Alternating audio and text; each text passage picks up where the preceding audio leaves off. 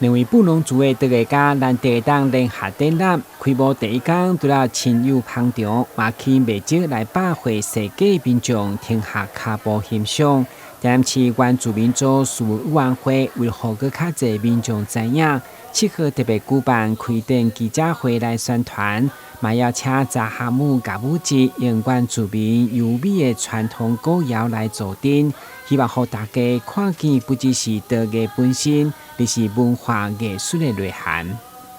那布农族他们其实在艺术上面，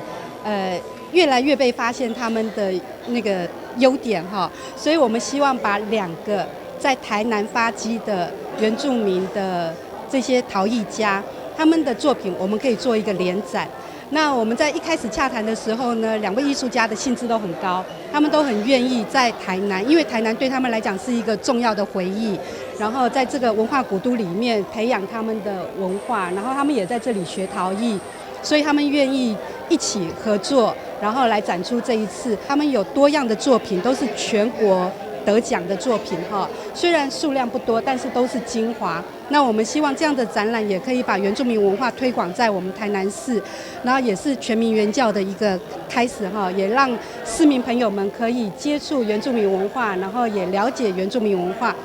两位艺术家因为创作初期拢甲台南有缘缘，所以伫作品的形式甲主题拢有无共程度的文化影响。不过共款的就是丰富的原创性，以及对原住民族的关怀。这回12组的作品嘛，要传达因乐观甲包容，用美笑来看待所有无公平。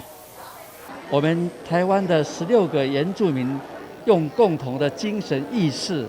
来把这样子的一个事件呢，用精神意识来的话，我倒觉得是最有意义，也最有效果。我们知道那个纳马夏哈，曾经发生过很严重的土石流，这个像一个瓮一样，表示我们台湾的所有的老百姓呢，都非常的对他们投入了很多的爱心。还有我的所有的作品里面，也都包含了一个包容，大家希望在这个台湾这块地哈，能够互相的共荣共存啊。在过去讲说布农族没有艺术，没有艺术品的痕迹，可是这个时候，当我看到 Beyond 的那种超意象的那种创作，那也让我效仿他如何在那个艺术品的创作里面融入我们族群，融入我们台湾的文化。对，这个是我一直在这么多年来一直在走的路。